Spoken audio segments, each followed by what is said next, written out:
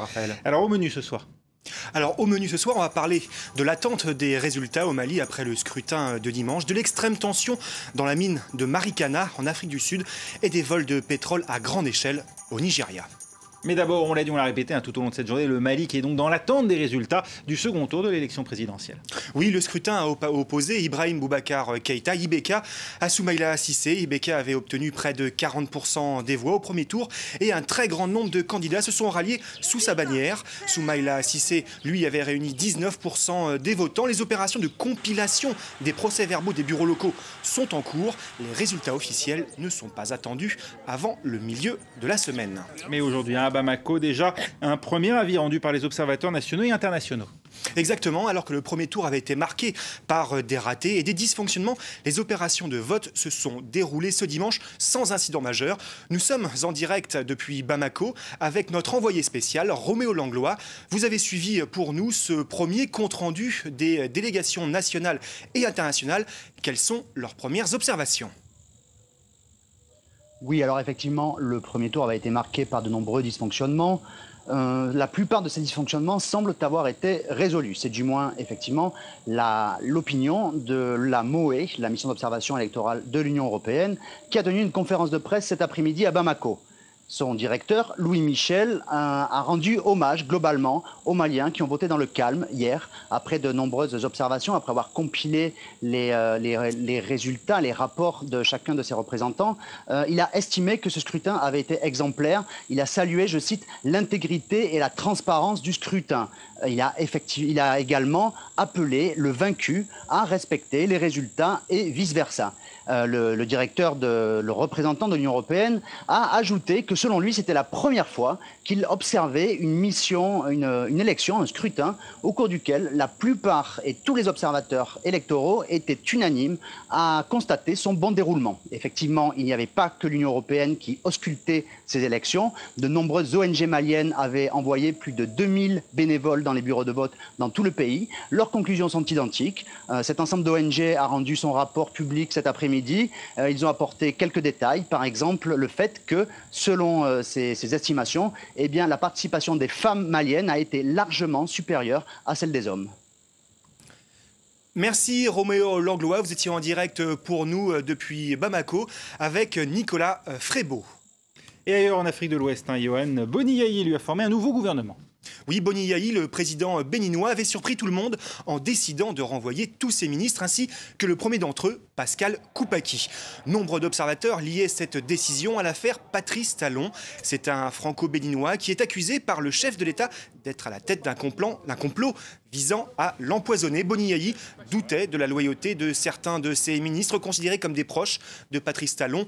Et finalement, dans ce nouveau gouvernement, la moitié des anciens ministres ont été reconduits, mais le poste de Premier ministre disparaît, ainsi que des poids lourds de la politique béninoise.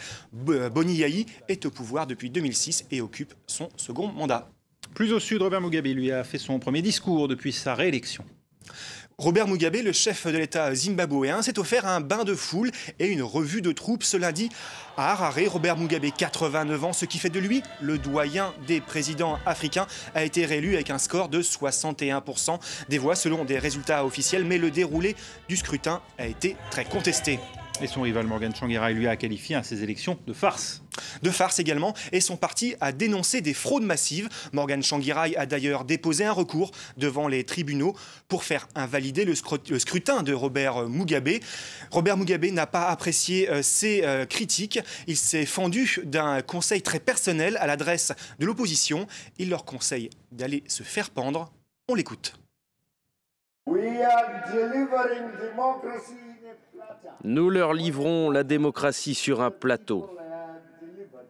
Le peuple a fait un acte démocratique et nous ne reviendrons jamais sur notre victoire.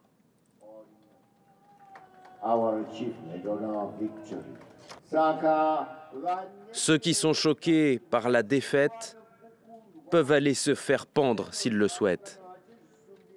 S'ils décèdent, même les chiens n'iront pas renifler leur corps. Afrique du Sud, à présent, avec ces nouvelles violences à la mine de Marikana. La tristement célèbre mine de platine située dans le nord-est du pays où règne un climat de terreur depuis un an, depuis la mort de 34 mineurs tués par des policiers lors d'une grève. Les suicides se multiplient et la lutte entre les syndicats a pris des formes de guerre des gangs. Un syndicaliste a été abattu ce lundi. Le récit d'Antoine Mariotti. Les autorités tentent d'effacer les traces, mais la liste des morts n'en finit plus de s'allonger à la mine de Marikana. Bongile Madolo a été abattue devant chez elle, dernière victime en date d'un conflit sur fond de rivalité syndicale. Tout le monde est effrayé par ce qui vient de se passer. Si vous commencez à parler ou à faire quoi que ce soit, vous ne savez pas ce qu'il peut vous arriver. Il n'y a aucune réaction de la police. Il n'y a pas de sécurité ici, pas de sécurité. Ces rivalités syndicales ont entraîné une série d'assassinats entre les militants du syndicat national des mineurs proche du pouvoir et dont la dernière victime était membre, et ceux de l'AMCU, une organisation qui avait lancé la grande grève de 2012. Intimidations et agressions sont désormais quotidiennes. Plus de 20 morts ont été recensés depuis un an. L'une des stratégies de ces gens est de semer la peur parmi nos membres pour les dissuader de nous soutenir. C'est pour ça qu'ils terrorisent les gens et du coup certains rendent leur carte de notre syndicat. L'été dernier déjà, la mine de Marikana avait été lourdement endeuillée. La police avait ouvert le feu sur les grévistes et tué 34 d'entre eux. Quelques jours plus tôt, des affrontements avaient provoqué la mort de 10 autres personnes. La commission d'enquête mise en place par le gouvernement n'a toujours pas permis de lever le voile sur les responsabilités de ce drame. En Guinée, Johan, la réponse des autorités après les affrontements de Nzéri-Koré. C'était il y a un mois. Des violences interethniques en Guinée forestière, c'est dans le sud-est de la Guinée, avaient fait près d'une centaine de morts et également une centaine de blessés. Des forces de sécurité avaient été envoyées en renfort et un couvre-feu instauré. Des opérations de ratissage ont eu lieu ainsi que des arrestations. 113 personnes au total ont été écrouées et des quantités importantes d'armes saisies. Conakry qui cherche aussi à apaiser la relation entre les deux communautés. Le gouvernement affirme que les auteurs de ces violences appartiennent en nombre équivalent autant à la communauté Guerzé qu'à la communauté Konyanké. Des initiatives de réconciliation ont aussi été lancées, mais la rancœur est tenace entre ces deux groupes. En 20 ans, c'est la 8e fois que ces deux communautés s'affrontent. En Tunisie, la poursuite des opérations militaires contre les islamistes retranchés dans la zone montagneuse près de la frontière algérienne.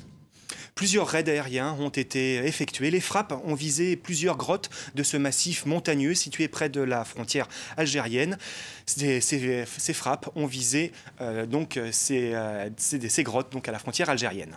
Au Nigeria, les vols de pétrole sont estimés à 250 000 barils par jour. Le pays détient le record du monde du détournement de pétrole. C'est un fléau majeur frappant de plein fouet les compagnies pétrolières internationales.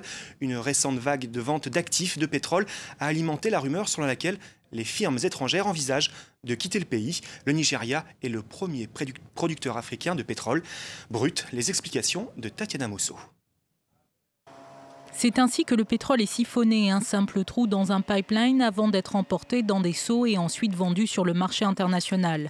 En 2007, la compagnie Shell a dépensé près de 383 millions de dollars pour protéger ses installations.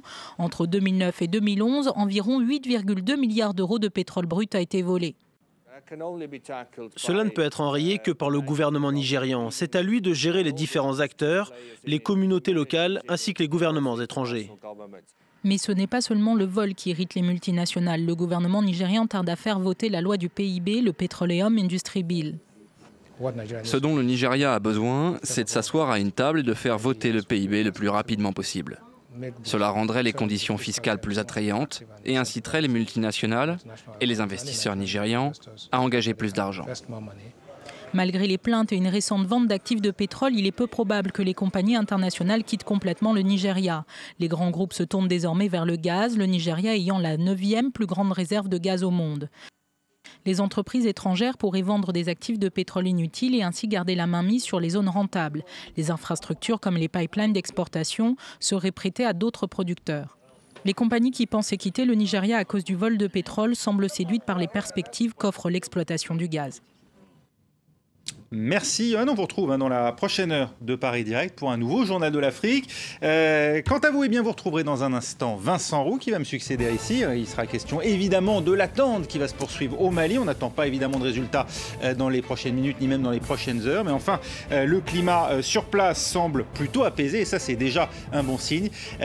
Beaucoup moins apaisé en revanche chez le climat cette fois en Égypte où les manifestants partisans du président déchu Mohamed Morsi, les frères musulmans qui continuent de défiler au Caire, sont dans l'attente d'une possible intervention policière qu'on annonce imminente depuis maintenant 24 heures. Et oui, c'était hier l'expiration de l'ultimatum qui leur a été donné pour faire place nette. Voilà, restez avec nous, on se retrouve dans un instant, ou plutôt vous retrouvez Vincent Roux dans un instant.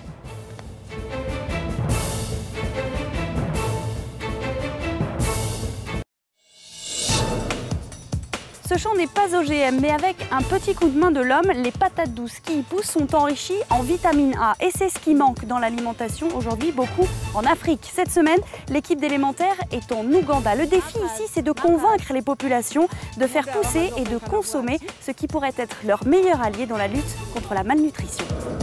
Ne manquez pas Élémentaire, jeudi à 17h40 heure de Paris, sur France 24. La Banque africaine de développement vous a présenté Élémentaire.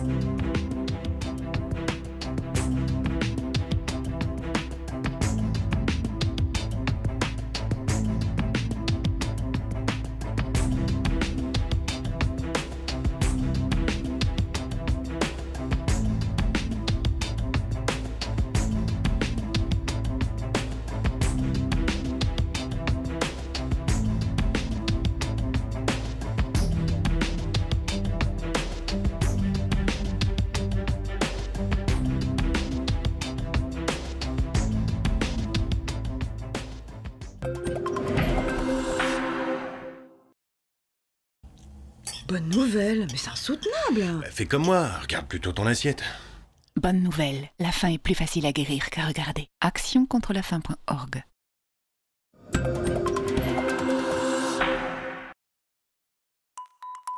France 24, le monde en direct. Un réseau mondial d'observateurs, 35 nationalités, une seule rédaction, 1000 correspondants sur le terrain pour vous offrir le meilleur de l'actualité. France 24, l'art de vivre à la française. Une information sans compromis sur la société, l'environnement, la santé. France 24, un ton original, un autre point de vue sur le monde.